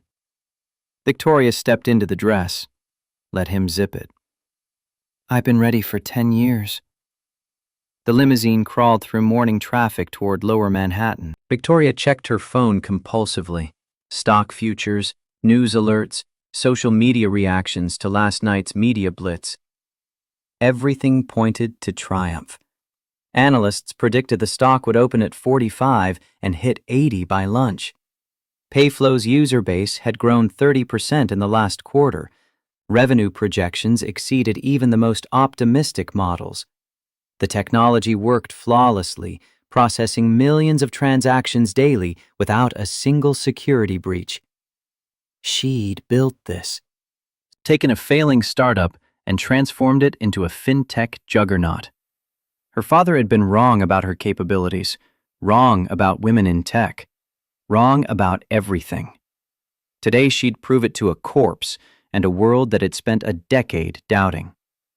The New York Stock Exchange loomed ahead, neoclassical columns bathed in morning light. Photographers lined the street, cameras already flashing. Victoria stepped from the limousine into a wall of attention. This was the validation she'd craved since business school. The world watching, documenting, acknowledging her as someone who mattered. Inside the VIP balcony overlooking the trading floor, champagne waited in ice buckets. Board members and early investors clustered in expensive suits, projecting confidence that masked the terror endemic to every IPO. Fortunes would be made or lost based on numbers that flickered across screens, and everyone pretended the randomness was somehow controlled. Victoria stood at the railing, looking down at traders gathering below. The opening price was set at $45 per share, $20 billion valuation. She'd own 40% of that after dilution, $8 billion. More money than her father had made in his entire career at the hedge fund, where he'd spent decades proving he was smart enough to manage other people's wealth. Marcus appeared beside her, champagne already in hand. You look like $8 billion. She corrected him automatically. I look like someone who earned $8 billion. He smiled without warmth. Of course. Self-made, right? The edge in his voice registered somewhere beneath Victoria's focus. They'd discuss it later. Or not. After today, she'd have enough money to replace anyone who became inconvenient, Marcus included. At 9:20, 5 minutes before opening bell, someone from the exchange staff approached with a clipboard. Standard final checks. Everything was ready. The gavel waited on the podium. Confetti cannons were loaded. Cameras positioned to capture the moment Victoria Sterling rang in the future. She checked her phone one last time. No messages from Jake.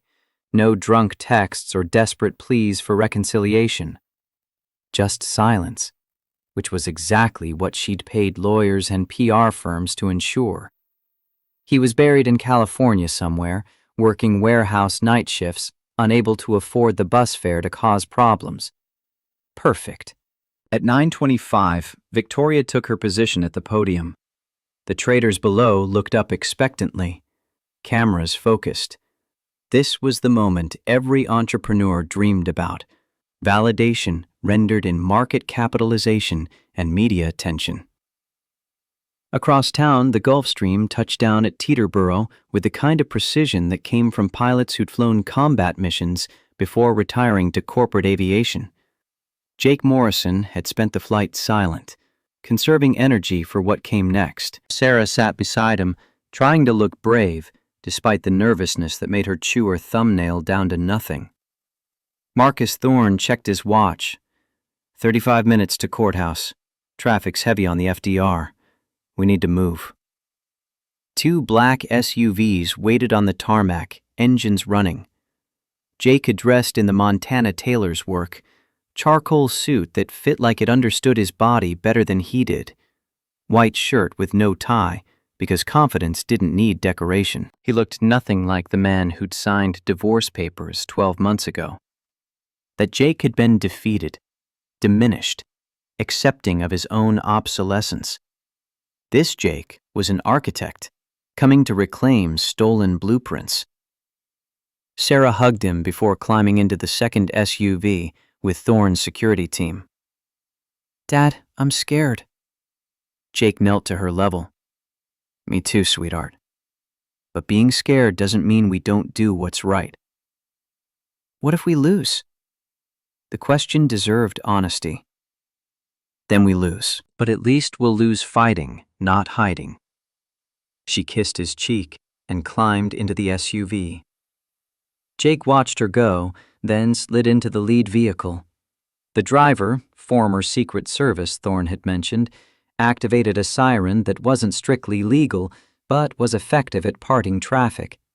They tore out of Teterboro toward Manhattan, covering ground at speeds that would have resulted in arrest for anyone without Harrison Cole's connections greasing the machinery. Jake opened his iPad, pulled up CNBC's live stream. There was Victoria at the New York Stock Exchange, red dress blazing, holding the gavel like a scepter. The ticker at the bottom read, Payflow IPO, Tech's biggest day.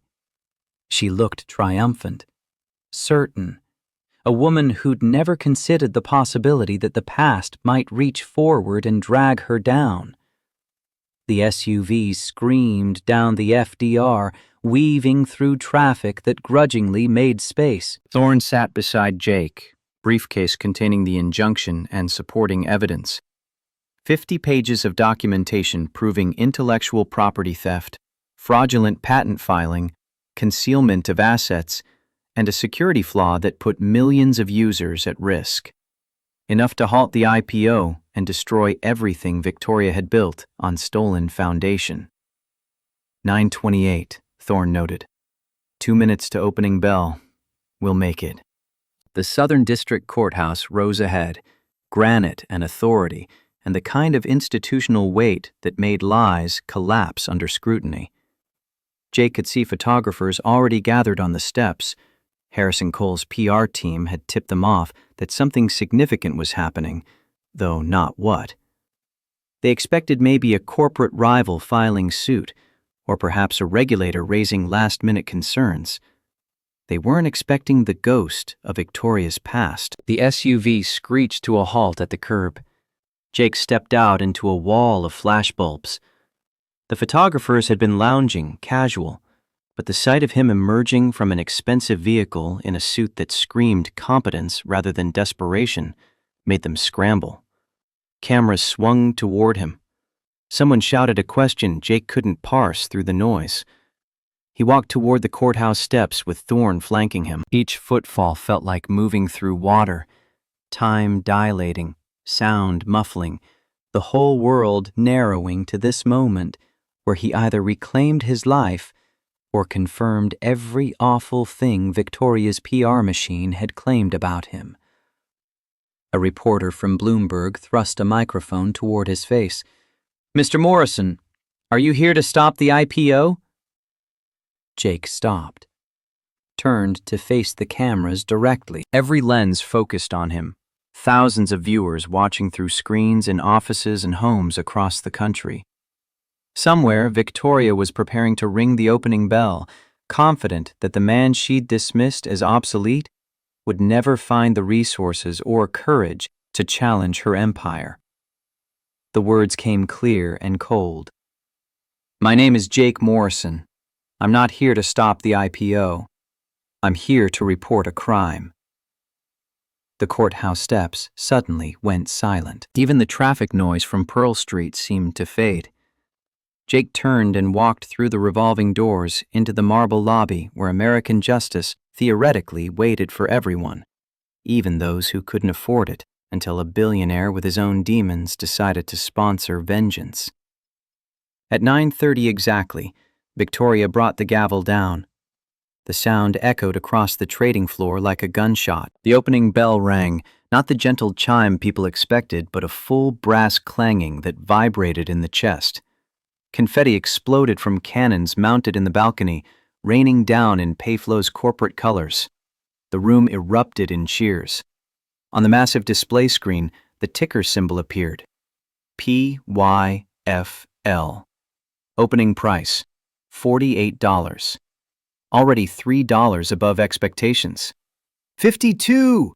Someone shouted from the floor. 55! 60! The numbers climbed with the kind of momentum that made fortunes in minutes.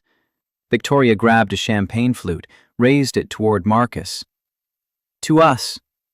To the Empire. They drank. The champagne tasted like vindication and futures rendered in market capitalization.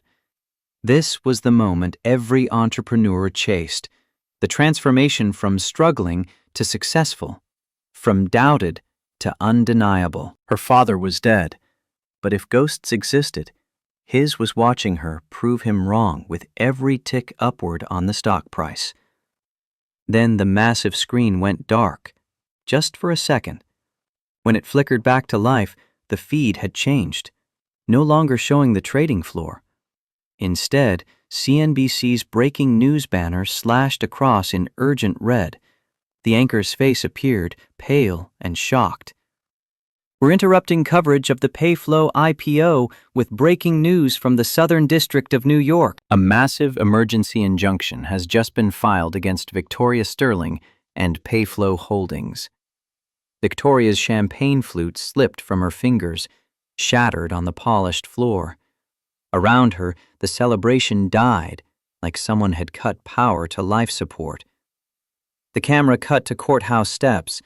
There stood Jake Morrison, not the broken ex-husband from tabloid photographs, but someone completely transformed. Charcoal suit, white shirt, standing beside a woman Victoria recognized from legal conferences. Natasha Reyes. Quinn Emanuel. The kind of attorney who didn't take cases she couldn't win. The anchor continued. The plaintiff, Jake Morrison, former husband of Ms. Sterling, alleges that Payflow's core source code was stolen from him. The filing includes technical analysis claiming the software contains a catastrophic security flaw that puts all user data at risk. The presiding judge has granted an immediate temporary restraining order pending SEC review. On the trading floor below, the celebration transformed into chaos. Traders who'd been cheering moments ago now scrambled toward terminals, trying to execute sells before the bottom dropped out. A floor official's voice boomed over the loudspeakers. Trading halted! Code red! Trading halted on PYFL, pending regulatory review. The numbers on the display screen froze. $62 per share. The graph that had been shooting upward like a rocket went flatline. Dead. Victoria stared at the screen, at Jake's face, calm and implacable, looking directly into the camera with an expression she'd never seen before. Not anger, not even satisfaction, just cold certainty that he was right and she was finished. It's a lie. Her voice came out hoarse, barely audible, then louder. It's a lie! He's crazy! He's broke! Marcus pulled away from her, already checking his phone, his face drained of color. Victoria, the news, it's everywhere. #1 trending. They're posting the patent documents, code comparisons, your name. Victoria fumbled for her phone with hands that wouldn't stop shaking. Twitter had exploded. #PayflowFraud dominated trending topics. LinkedIn filled with posts from former colleagues expressing shock. The Wall Street Journal had already published a breaking news alert questioning the validity of her technical credentials. Someone grabbed her arm. She spun, expecting Marcus, instead found two men in dark suits that marked them as federal rather than corporate. Behind them, more suits. SEC regulators with briefcases and the kind of expressions that meant someone's empire was about to undergo invasive examination. Miss Sterling, I'm Agent Morrison with the FBI Financial Crimes Division. We need you to come with us for questioning regarding allegations of securities fraud and intellectual property theft. The room tilted. Victoria grabbed the railing to keep from falling. This couldn't be happening. She'd paid lawyers hundreds of thousands to ensure every filing was clean, every patent legitimate, every disclosure accurate. Jake had signed the divorce papers. He'd accepted nothing. He'd walked away. But he hadn't stayed away. And the realization crashed through Victoria's certainty like a wrecking ball through glass. Jake had never been defeated. He'd been planning. The elevator behind the podium opened. More FBI agents. More SEC regulators. A woman Victoria recognized from the Attorney General's office. This wasn't standard IPO jitters. This was a coordinated federal response to documented fraud.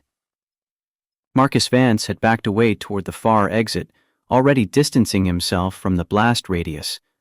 When Victoria called his name, he didn't turn around, just kept walking, leaving her to face the consequences alone. The confetti still drifted down from the cannons, falling like snow, like ash, like the remains of everything Victoria had built on stolen ground. 3 weeks later, the penthouse at 432 Park Avenue felt like a museum of a life that had ended but hadn't figured out how to die.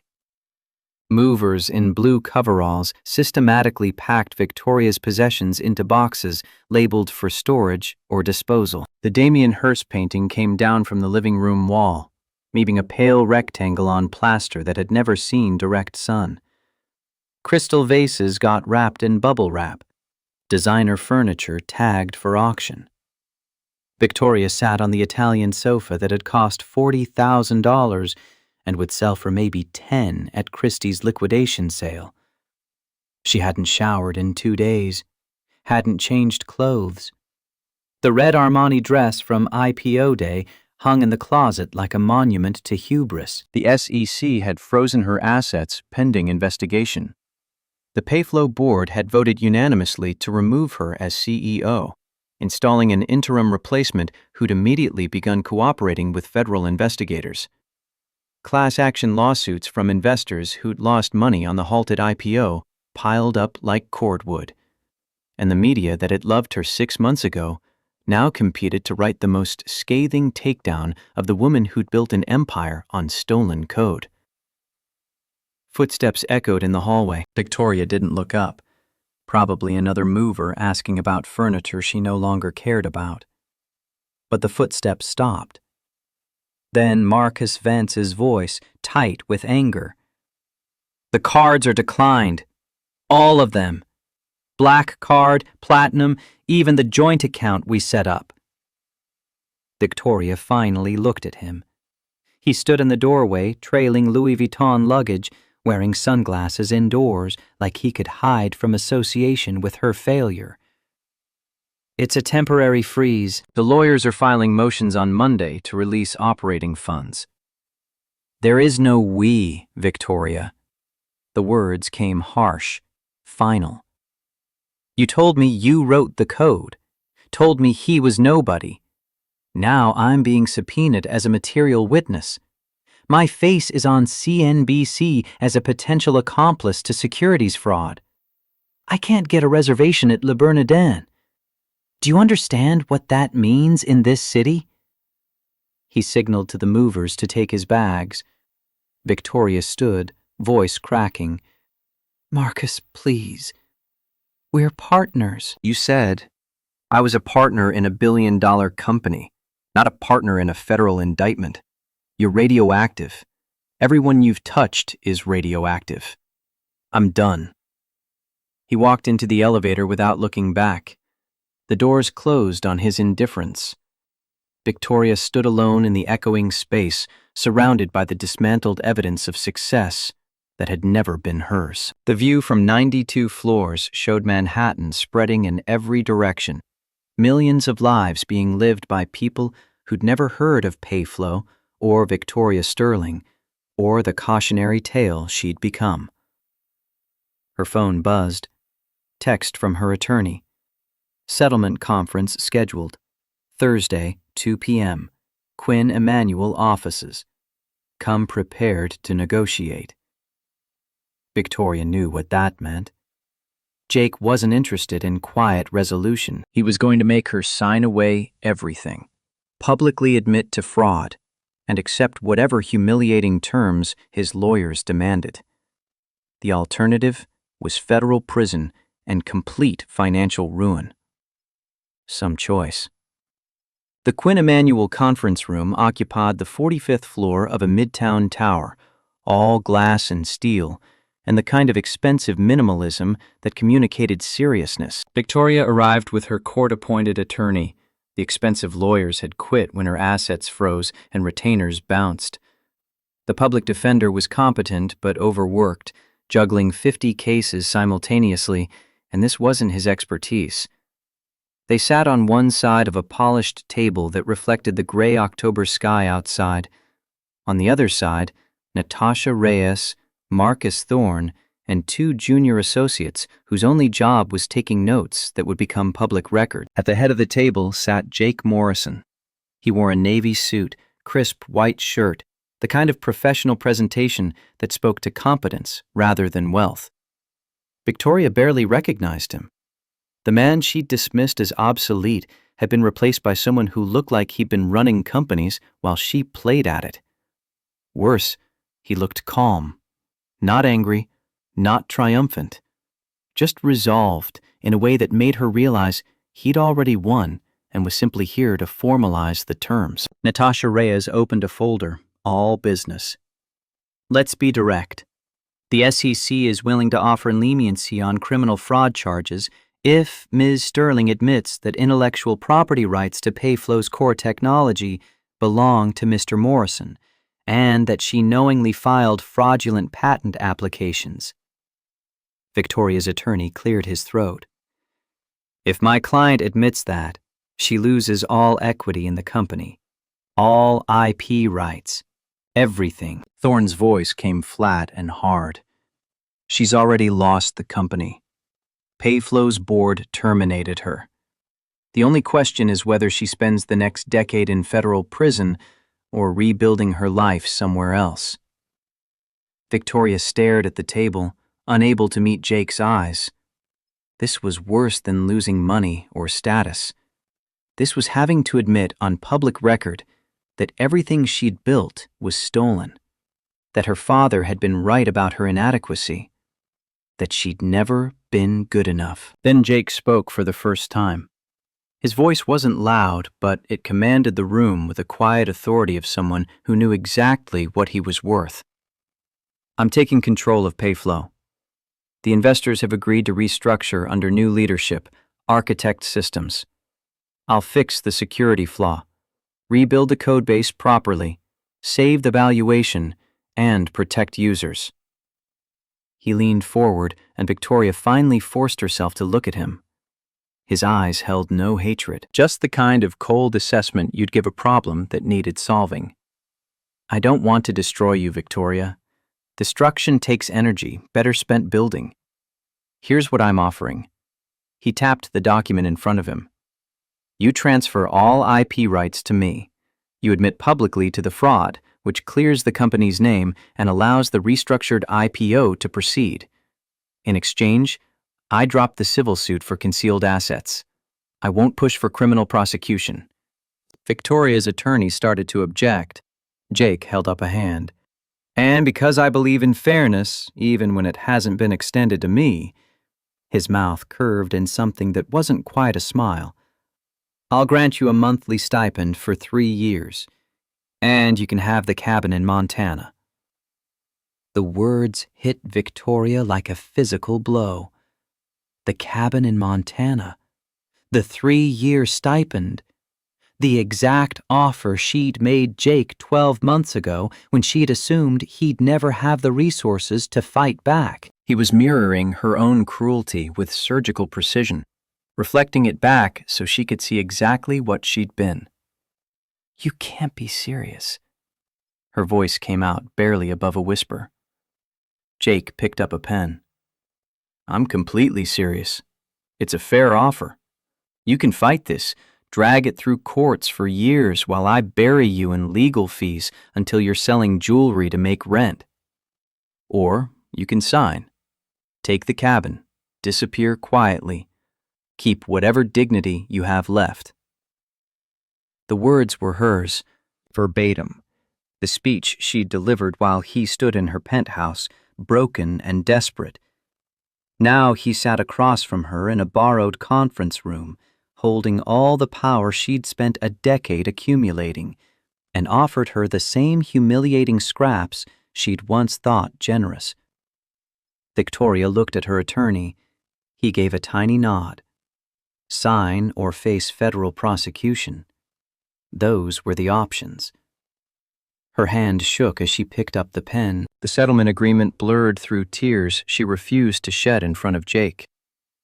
She signed her name, Victoria Sterling, not the hyphenated Morrison she'd adopted for the marriage, and pushed the papers across the table. Natasha Reyes collected them immediately, as if afraid Victoria might change her mind before ink dried. "It's done." Victoria stood on legs that barely supported her weight. She looked at Jake one last time, searching for some recognition of their shared history. The coffee shop in Boston, the basement where he'd coded miracles while she charmed investors, the bedtime stories he'd watched her read to Sarah with genuine affection before ambition consumed everything. But Jake's expression held no nostalgia, no anger, just the calm certainty of someone who'd taken back what was his and could now move forward. She wanted to say something, apologize, threaten, beg, explain that her father had broken something in her that made love feel like weakness and power feel like survival. But the words wouldn't come. She'd made her choices, stolen his work, destroyed his reputation, assumed he'd never rise from the ashes she'd created. She'd been wrong. And now, the entire world knew it. Victoria walked out of the conference room, down the hallway lined with portraits of Quinn Emanuel's successful cases, and into an elevator that descended toward a future where she'd be remembered not as a self-made tech mogul, but as a cautionary tale about what happened when you built on stolen foundations. Jake remained in the conference room after Victoria left. He stood and walked to the floor-to-ceiling windows overlooking Midtown Manhattan. Below, the city moved in its perpetual rhythm. Yellow cabs fighting traffic, pedestrians hustling between buildings, the machinery of American capitalism grinding forward without pause for individual tragedy. Marcus Thorne joined him at the window. "Harrison sends his regards, says he knew you had it in you." Jake thought about the old man back in Montana, illness winning its slow war against stubbornness. Harrison Cole had given Jake more than legal representation. He'd given him back the belief that competence mattered, that skill outlasted credentials, that the person who built something always understood it better than the person who stole credit. "How's Sarah?" Thorne asked. "At the hotel with the security team, probably video chatting with Emily about horses." Jake smiled. "She asked if we could go back to Montana for Christmas. I told her yes." "You can afford more than that now. The restructured IPO will make you wealthy." "Not Victoria-level wealthy, but comfortable enough." Jake nodded. The investors had been surprisingly eager to work with him once they understood he was the actual architect behind Payflow's technology. The restructured company, Architect Systems, would go public in 6 months, and Jake's equity stake would be substantial. Not the $8 billion Victoria had been chasing, but enough to give Sarah a childhood where she never had to lie about iPads. Mr. Morrison? One of the junior associates appeared in the doorway. There are media requests for interviews. Wall Street Journal, TechCrunch, Bloomberg, CNBC. They all want statements about the settlement. Jake shook his head. No interviews. Issue a brief statement. Mr. Morrison is pleased to resolve this matter and looks forward to focusing on Architect Systems' upcoming IPO. The associate nodded and left. Thorne raised an eyebrow. You're not going to take a victory lap? Explain what she did? Everyone knows what she did. The patent filings are public record. The code comparisons speak for themselves. Jake turned from the window. I'm not interested in grinding her into dust. I just wanted what was mine. They walked toward the elevator together. The building's lobby bustled with attorneys and clients engaged in the endless combat of commercial litigation. Jake had once thought he'd never see the inside of a place like this. Too expensive, too intimidating, too far removed from warehouse night shifts and trailer parks. But Harrison Cole's generosity had opened doors Jake didn't know existed, and walking through them had reminded him that intelligence and competence were currency that bought entry to any room, provided you found the right sponsor. The SUV waited at the curb. Sarah sat in the back seat, video call in progress with Emily Cole. When Jake climbed in, she ended the call and looked at him with eyes that had seen too much uncertainty. Is it over? It's over, sweetheart. Did we win? Jake considered the question. He'd reclaimed his intellectual property, destroyed Victoria's empire, secured financial stability for his daughter. But he'd also learned that revenge, however justified, left a metallic taste. Victoria would spend years rebuilding from the ashes of her humiliation. Marcus Vance had already landed at a competitor, rats and sinking ships. And somewhere in Montana, Harrison Cole was dying slowly, his revenge for a brother's suicide incomplete because David was still dead, and justice couldn't resurrect the past. We got what we came for, Jake finally answered. That's close enough to winning. The driver pulled into traffic. Sarah leaned against her father, exhausted by the emotional toll of the last 3 weeks. Outside, Manhattan scrolled past, the city that had witnessed Jake's defeat and Victoria's triumph, and now their reversal. Buildings that would stand long after everyone involved in this drama had turned to dust and corporate history. Jake's phone buzzed. Text from a number he didn't recognize. This is Natasha. Excellent work today. If you need representation for the Architect Systems IPO, Quinn Emanuel would be honored. Also, your daughter is lucky to have you. Not many fathers would fight this hard. He saved the number and pocketed the phone. The hotel loomed ahead, boutique and expensive, but no longer impossibly out of reach. Tomorrow, he'd start the real work of rebuilding Payflow's codebase, fixing the security flaws Victoria's incompetent contractors had introduced, preparing for an IPO that would happen on his terms rather than stolen credentials. But tonight, he'd order room service with Sarah, let her pick whatever movie she wanted, and sleep without the weight of injustice pressing on his chest. The SUV pulled up to the hotel entrance.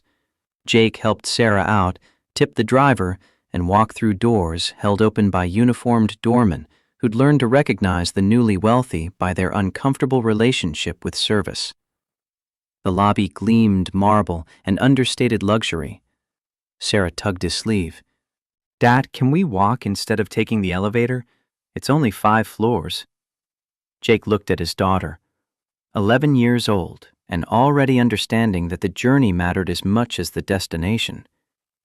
They took the stairs, climbing slowly, Sarah chattering about her video call with Emily and plans for summer in Montana and a coding project she wanted to build. By the time they reached the 5th floor, Jake felt lighter than he had in 12 months.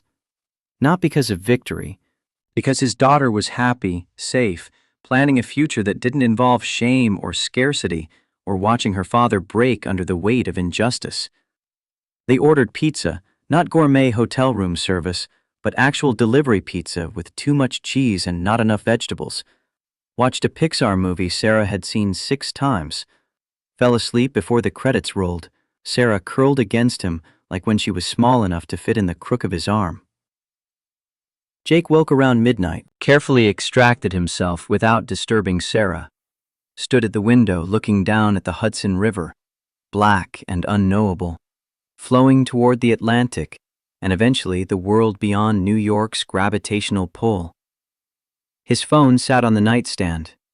He could call Harrison, thank him properly for the resources and faith and willingness to weaponize grief in service of someone else's justice. He could call the reporters back, tell his side of the story, ensure that history recorded Victoria's theft accurately. He could post on social media, reclaim the narrative that had been stolen along with the code. But what was the point? The people who mattered knew the truth. The rest would believe whatever fit their existing narratives about tech billionaires and gender politics and the complicated machinery of innovation. Jake had his work back. His daughter had her childhood back. That was victory enough. Tomorrow, he'd start rebuilding.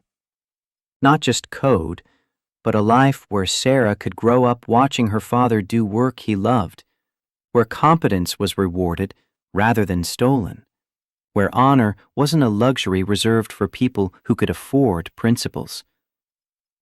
The city lights painted the river in streaks of orange and white. Somewhere out there, Victoria Sterling was packing belongings for a cabin in Montana, preparing for exile in the same landscape where Jake had learned to fight back. The symmetry was almost poetic. Jake pulled the curtains closed, climbed back into bed beside his sleeping daughter, closed his eyes and saw code scrolling past.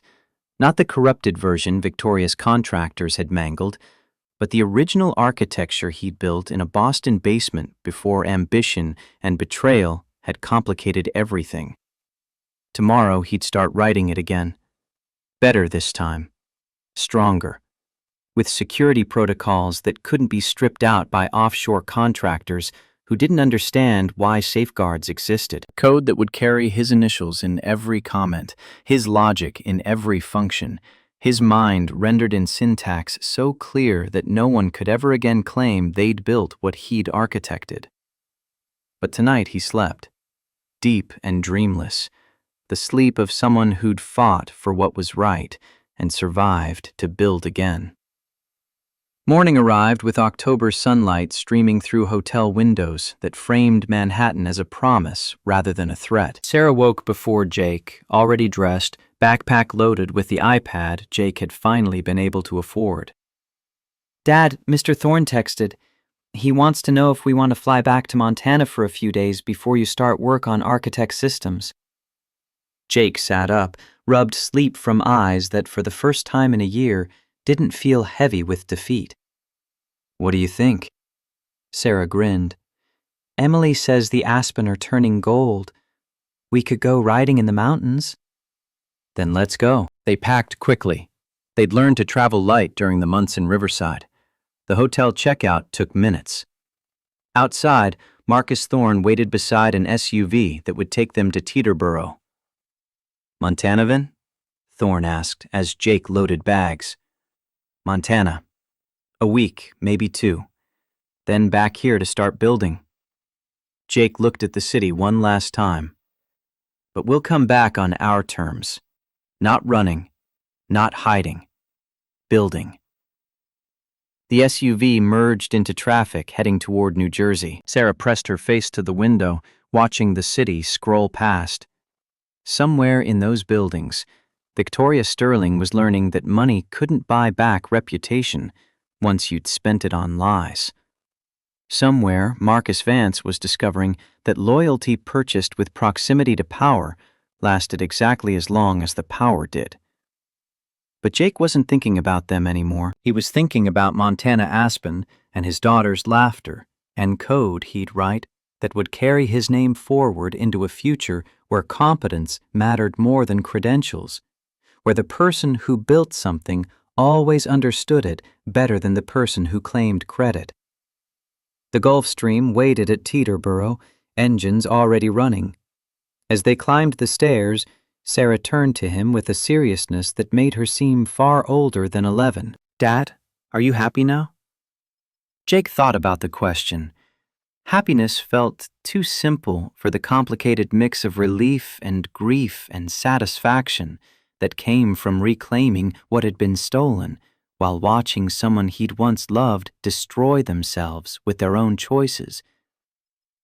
I'm at peace, sweetheart. That's better than happy. That lasts longer. They settled into the cabin. The jet taxied toward takeoff. Below, New York receded, the city of second acts and reinvention and the kind of brutal meritocracy that forgave nothing but respected competence. Jake had come here broken and left rebuilt. Not because of money, though that helped. Not because of revenge, though that satisfied. But because he'd finally understood something Harrison Cole had known all along. Honor was what decided who you fought and why. And the person who built on stolen ground always lost eventually, even if it took a decade. The jet lifted into October sky, headed west toward mountains and family and the future Jake would build one line of code at a time. His mind, his work, his creation. Finally, his again.